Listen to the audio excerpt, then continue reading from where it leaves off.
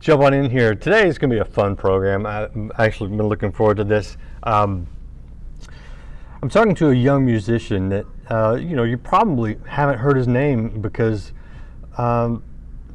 frankly, he was just eligible for the draft this year. So Coby James is with me live. He's 18, and you think, okay, 18-year-old musician.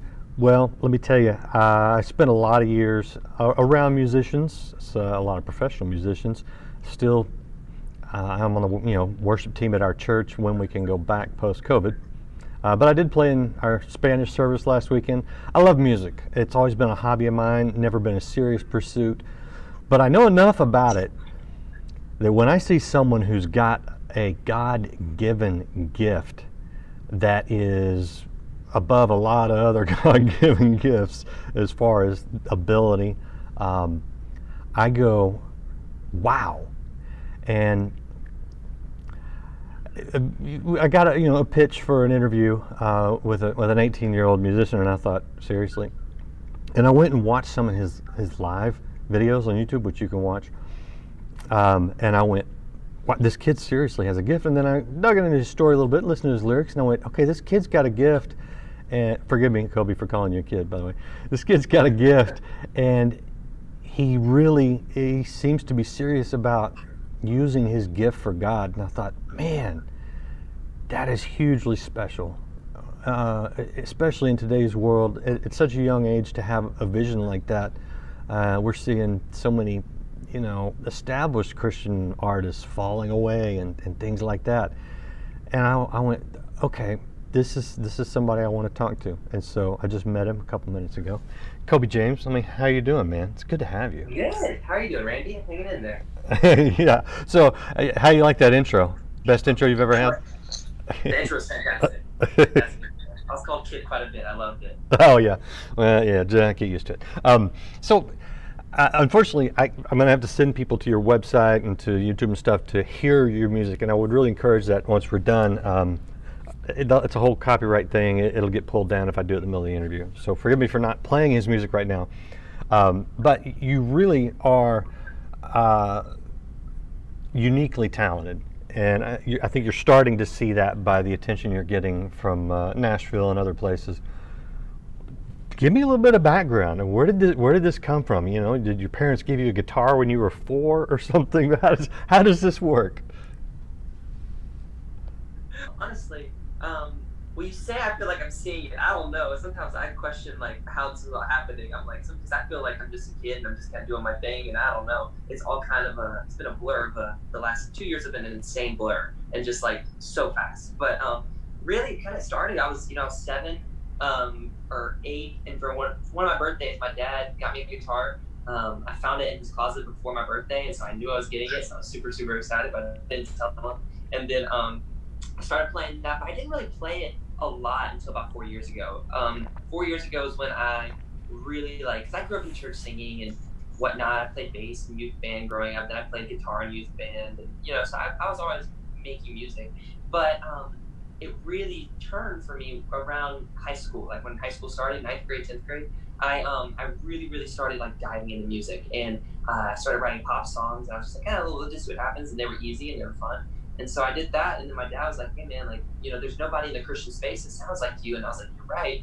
And so I really knew that my message could be shared in that Christian space really easily. And so I just kept doing that, and I started leading, my youth band at my church and became the head of that. And so, things just started kind of moving for me, and I just started, working at it, and I fell in love with it. And that's all I did. I would stay in my room for 9 hours a day producing. I produced too. I produced everything that I release. I'm a co-producer at least on it. And I produce everything. I that's what I did all through high school, was just produce, write, play guitar. And then the last 2 years have been about 2 years ago in January will be 2 years. About 2 years ago, I started coming to Nashville, and I met my manager at a bar. I was playing music in a bar, and my uncle helped me get the gig, and my dad helped me get the gig, and I just was playing with some guys from my church, and the guy who I was opening for was my manager, and he was like, dude, I love your sound. He texted a bunch of record labels. The next month, I'm going to Nashville, meeting with record labels, writing with people. I mean, it was the fastest. It was like a Cinderella story in a lot of ways. I mean, there's no other way to I can't. I owe it all to God. Like, there's no other way to really explain it. Like, I wish there was, but there's just not. And so from then on, like, I made the EP, and then my EP got some record labels heard it. They were really interested. I got the tour with Danny Goki, and after that, the label signed me halfway through the release of my EP. I was signed to Centricity. They've signed, like, Lauren Daigle, Jordan Felice, amazing artists, and I was the youngest artist that ever signed, and that was just weird to think about and insane. And then I finished the tour with Danny. I have been working and working and working. I've got songs coming out. I just had a single release with the label, my first like debut single, and then I have some more stuff coming out soon. And it's just like it's been absolutely insane. Like when I think about it like that, like it's been absolutely insane, and like it's hard to even fathom in a lot of ways. Like my life has shifted so much in the last 2 years, and I'm holding on for dear life. But yeah. Are you out of high school yet? I graduated early, so I graduated like the beginning of my senior year. I was done because I had credits. I was homeschooled, so I had stuff done, and it was pretty easy for me to finish all that. And I wasn't going to go to college, so I had enough credits to graduate, and so I graduated high school beginning of this year. Yeah. Right. So did you say you are or are not going to college? Oh, I'm not going to college. Yeah, yeah. You don't need to. Just tell you that right now. You got this. You're good. So, growing up in the church, playing in the church band and all that kind of stuff, wonderful. Recommend it for everybody. But I don't know if you know this, you get thrown into the world, and if you haven't already, you're about to find out what your faith is all about. Yeah. What are you seeing in that area? Where's it being tested? Oh, it's being tested in every way, shape, and form. Because, well, think about it. Like, when I was coming to Nashville 2 years ago, I was leaving my church, and I wasn't going to church really because I was flying out on Sundays. I was flying in on Sundays. There was no me going to church really, and so I've been lacking community for a long time. And then the second I moved to Nashville, because I just moved here about 5 months ago. And then the second I moved into Nashville, Corona hit, and so all the churches shut down. And so I haven't been going to church. I've been watching church online and stuff, but I've really been lacking a community that everybody needs. Like you can have a faith, you have faith on your own, and you have a walk with God, and you have a relationship with Him. But it's needed to have a community and people to strengthen you. Iron sharpens iron. I mean, that's important, and we need that. And so I've been lacking that a lot. I have a roommate who moved in with me. He's a great guy. We've been, doing some stuff together, and we've been going to church because churches are kind of opening up here, and so I've been plugged in a little bit more. But it's just been, I feel like in a lot of ways, God was really testing me to see if I would desire Him when it wasn't easy. Like because church is basically like putting God on a platter, just like here's your daily dose of God for the week, or your dose of God for the week, and that's what church is in a lot of ways. For some people, church is supposed to be that, but it is that for some people. And so I feel like growing up, it could be that for me sometimes. And and my relationship with God was solely based on when I went to church. But when that was cut out and I wasn't going to church, especially with Corona, it was like, I feel like it was honestly in a lot of ways a test, being like, will you choose me? Will you desire me even when it's not easy, even when it's not something that, is going to be worked into your daily schedule? What am I going to do that? And so I feel like, in the beginning, it was definitely harder because a relationship with Christ isn't easy. And I think of it like this. I think of it as like an old friend. Like if you haven't talked to God in a while and you haven't been seeking Him and looking for Him in every aspect of your life, like it's awkward. Like when you go to read the Bible and you pray, it's like running into a friend that you haven't seen in 2 years. And you're just like, I don't know what to say. What do we talk about? It's like that. And then it takes a while to build that relationship and to grow in that and to get comfortable and to get vulnerable. And so I feel like that's really where I've been tested a lot lately, and I also like with touring and stuff, church is very hard to get to because you're touring over the weekends. And so it's just, the life of being an artist is very demanding, and sometimes, and you have to make sure that your walk with God and your relationship with Him doesn't falter because of it. 100%. And I'm glad you see that now. Of course you got to walk it out, and you can. There's no reason, you can't just sail through this thing. I want to ask you about some of your musical influences. I think I know the obvious comparison, but who's the obvious one? You know who it is. Come on, doesn't everybody tell you sound like John Mayer? John Mayer. Well, okay. That's my favorite comparison. I get Shawn Mendes a lot, but John Mayer is my favorite comparison. Yeah. He's my favorite. Oh, actually, I was listening to John Mayer just this weekend, just because the dude is a package. He can play, he can sing, like nobody. I see. That's the thing. As someone who, I strum and sing.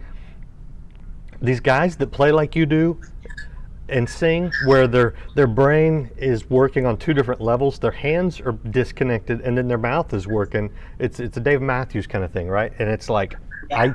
I don't have that. I was touched a little bit, but not enough to get that. But I watch you guys, and I'm like, oh wow, and I love it. I honestly, you have a beautiful gift. So, but here's a question for you, and maybe I would be surprised, frankly, if you had an answer. But do you have spiritual mentors like we would musical mentors, even if they weren't in person? Like you're like, I'm sure you've studied John Mayer and been like, oh, I want to know how to do that, right? You probably pick his songs off of the videos. Yeah. But is there anybody that's older that's not impressed? Not that they're not impressed by your musical ability, but they're not infatuated with your musical ability. Like, oh, I want to be around this guy because he's a great musician. Yeah. And Nashville's the perfect place for this, frankly, because everybody's a great musician in Nashville. But is there anybody that you have any kind of mentor relationship with spiritually? Oh, for sure. I'd say the producer. I'm actually at his house right now. The producer that I work with pretty regularly. Actually, it was like we were in the middle of a session and I had the interview, so I took 5 and took a break or whatever. But he was the first person I started staying with in Nashville. I stayed in his vocal booth on an air mattress. So like it's been that for like the last 2 years, and now I live like 20 minutes from him, so I like come over to his house every week generally, and we work and he's been one of the biggest influences in my life because he's musically he's seen it all. He's a producer in Nashville. They've seen it all, and so that's not necessarily something that like matters as much. But like we have a true friendship. He's like in his 30s, later 30s. He has kids and a wife, but like they're absolutely amazing, and they've like welcomed me into their house, and I get to hang out with them quite a bit, and so they Perfect. mean a lot to me. And I think that's probably the closest thing I have right now to that. Oh, that's perfect. No, I'm thrilled to hear that. You need that, and it'll keep you rooted. And he's a producer, so he can advance your career. You're on a great path. I know you had some health issues at some point when you were real young that Yeah, caused. I did. So, yeah, what happened with them?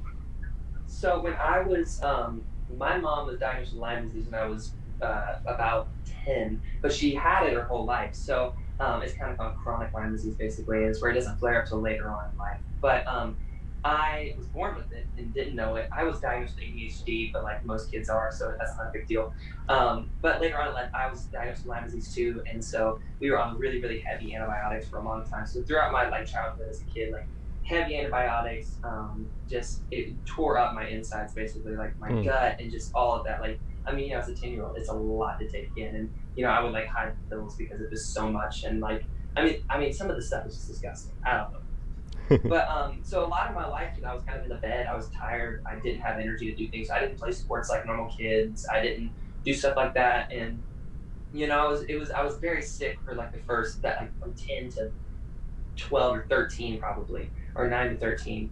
But when I was 13, I got on these IVs, and so I would get IVs every 2 weeks for it'd be like 9 to 12 hour IV. Wow. And I would go to the doctor and get that. Wow. But it was my first taste of life. It gave me like energy for the first time, but they were holding me together with these IVs. And so like I would go every 2 weeks, and then we transitioned to them coming to my house every 2 weeks, and they would do it there. So at least I was at home and I wasn't going to the doctor every 2 weeks. But they held me together for a long time until I was about 16. And then when I was 16, all of a sudden, this was the year I started going to Nashville and like working here and stuff. We got off of the IVs because we knew that I needed to. Couldn't rely on those. Like if I was going to tour, if I was going to do anything, like that wasn't anything. None of that was like solidified at all. Like that was all in my dream. But like the fact that my parents, like they knew that there was something that was going to happen with all this, and so they were like, we have to figure out something else. And so we just started trying some other things, and I'm fine now. Like I'm great. I have to really, really watch my health and really watch what I eat. Really watch. I have all the things that I have to take to like be okay. But nonetheless, like I'm the healthiest I've ever been and like able to do this. And it was the year I started coming to Nashville and working on music. Mm. And so in a lot of ways, I feel as if God like timed it out perfectly. He was like, we're gonna do this up until right then when we have to like when I'm taking you to this next phase of life. And so it's been absolutely crazy. And yeah, like I feel like I don't think about it a lot because I feel like it was just life. Like I was never like why me or like what's going on with that. Like I didn't care because I just figured it's just life and like everybody goes through things in life and we all have our crosses to bear. It's just a matter of like when in a lot of ways. Like and I had something I had to go through pretty hard when I was young, but like life's full of hard things, and so. But I feel like it really made me more mature and Yeah. helped me kind of like. That's why I think I'm a okay songwriter. Like I think I can write because I have my mind's kind of like I've thought about lots. I think a lot. That's just part of my being me. Like I just think a lot, and so I think for the things that I've been through and all of that, I think I've just kind of I think it all helped me be who I am today and like helped me with writing and this Yeah. kind of life that I'm living right now. 100%. You're from North Carolina. You guys have hurricanes periodically there. Yeah. The trees that blow over the fastest are the ones that have the shallowest roots. And Yeah. difficult circumstances like what you've been through, the health circumstances, not the denial of being able to get out and run around with some of the other kids and forced to sit in bed or inside and think, and being in a faith environment like that, that's all growing deep roots that you will now need if you're getting out there at such a young age, which you are. And I want to talk about some of the Right. music. So that's I totally see God's fingerprints all over that, by the way. I want to show people your website. We're talking to Coby James, and the URL is right there in the chat for you guys out there. But on the website, so one, I noticed you got tour, and you actually have tour dates, and so I want to ask you about that, how that's going to work out. But there's some music here. Of course, he's got a new EP out. You can get it, and I don't know. I might try playing a little bit. If you go to his Facebook page, you can hear some stuff. You can see some stuff. His Facebook is at Coby James Music. And you can see my little friend's replies popping up there. Sorry. YouTube as well. And this is the one I'm going to try to play a little bit later before we're out of here. But he's got music out there. A lot for an 18-year-old, but my gosh, I think this is a voice we're going to be hearing for a long stinking time. But so tell me a little bit about this upcoming tour that you have planned, because it's the worst time to be planning a tour ever, right? I highly doubt it's happening. I don't think that it's. I think the dates are still up because I think there's still like some logistics that they're dealing with like a lot of that, like just with the venues. And I mean, I'm sure they'd like it to happen, but I don't feel as if I haven't been practicing for it, so I don't think it's not happening because I don't have anything together. I mean, because the thing is, I practiced really heavily at the beginning of this year when I had the original tour before it was rescheduled, and so I had the whole set, and then it got canceled. The day. I got actually it's a funny story. I like missed the bus call. So like the day I was supposed to get on the bus, I missed it. I think I don't remember what I was doing, but I missed it. And then like so I get a flight for the next day. It was Connecticut and show. And so I get a flight for the next day. I fly at 5 a.m. I get to Connecticut. I fly all my merch. I get to the venue. I'm there like right before the show starts. I set my merch table up. It's just me running my merch. I set my merch table up, get everything ready, and the guy comes in. He goes, "Hey, so the show's not happening." I was like, what? And so it was just interesting, but nonetheless, I don't think the shows are happening until 2021. I had a show on the 28th and 29th of July, and that got canceled. So I mean, I feel like kind of the touring industry is sort of at a pause at the moment, which is really, really hard on so many people that rely on touring for their income. Mm-hmm. But yeah, I don't know. I don't think it's happening. Well, and the good news is that you're in a studio now, and you need more songs, and so you're laying them down. Talk about some of the lyrics, and talk about the EP and stuff. What are you trying to communicate? Well, lyrically, so the EP or like the new singles that are out. What are you thinking? All of them. Okay, so basically, I'm trying to give hope to a generation of people that don't listen to Christian music as much, because Christian music is, primarily filled with older artists. They're all in their 40s. There's not many young artists. You know what I mean? There's not a that's true.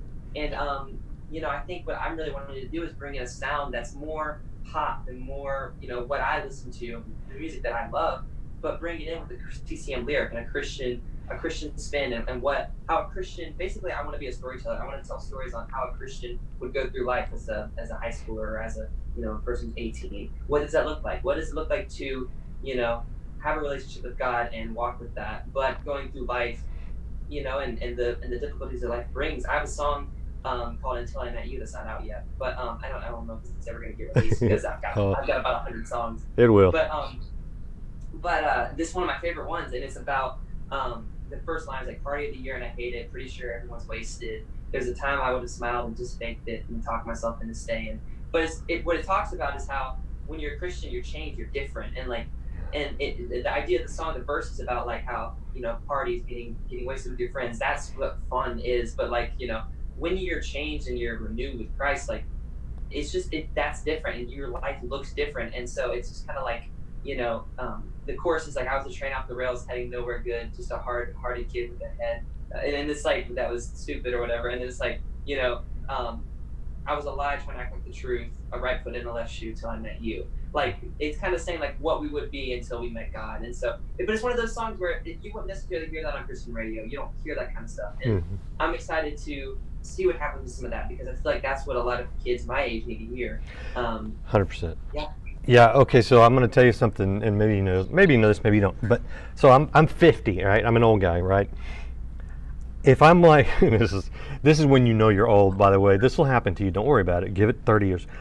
When you go in like a grocery store, and I hear a song from my youth that I haven't heard in decades, I can sing most of the lyrics still to this day, even if I haven't heard it. Yeah. That time period in your life, I don't know what it is, but man, music for a lot of people, it's like it's stamped into your brain. Yeah. And It is. the messages are true too. I mean, because I listened to both. I listened to kind of both when I was growing up. So I mean, Yeah. I can quote you the lyrics to a secular song. I won't name bands, but I can pretty much sing right through it, like a Petra song or a Whiteheart song. Those are the influences in my life. You have the opportunity to stamp those words into people's hearts and minds for the rest of their lives right now, because of the age group that you're hitting. Right. Tell me a little bit about some of the other messages in some of your songs that are out now, and what you would like to stamp in people's hearts and minds for the rest of their lives. Yeah. So I guess when I think of songs, I guess what I think is like, they're not all summarizing the one message. I mean, technically, yes. Like, when it comes to Christ, like, it all points back to Him, and it points back to like, I'm a follower, I believe in Christ. But like, they're all different. They're all kind of like their own little worlds, and you get to like, it takes you away. I think the best thing about music is, it's like, the best thing about being an artist and a songwriter is that you give people a 3-minute escape. You know what I mean? They get to go somewhere else. And so, I think the EP Paradise is about all the things in this world, and all the things in this world, and how we push and want, the American dream. We want money, we want fame, we want all that kind of stuff, and how there's a God-shaped hole in all of our hearts, and that the only place we'll truly be fulfilled is by His side. And that's kind of what that song's about. Far From Home is just about how, like, I wrote, that was the first song I ever wrote in Nashville, and it was about just kind of like me being far from home, and how there's nobody in this world of Nashville that knows me. I'm brand new. I was 16 at the time, but God does, and He's when I'm alone in a room full of people, He's the one person that I know. He's the one thing that I can always lean on and count on. And then there's the song Happier, which is about my grandfather, who I've never met, and it's about kind of how he left my dad and my grandma, and how it's basically asking if he's happier. And it's not as much of a Christian song as much as it is like a question. It's coming from a place of faith. Like, I'm at the end I say I forgive you, and like, does that make you happier? And it talks about, there's a verse in Psalms, I can't remember where it is, but the second verse, it says, oh, how does it go? I don't remember. You cut down your family tree, but we landed by streams that were grown deep. It talks about like a tree that is planted by quiet waters or whatever. There's a verse in Psalm. I gotta find it. I actually know it. That's Sorry. okay. No, you're good. But that's what I mean. Like, it's infused in that, but that's really just a song with a story about my life and what I've been through. And then No Trouble is a fun one. That one's more of a pop song. It's more about people always told me I couldn't do this music thing, and I got made fun of for it quite a bit. And the song just kind of saying like, yeah, nobody really asked for your opinion. You know what I mean? Like, it's just sort of like, and I think everybody faces that with bullying or anything.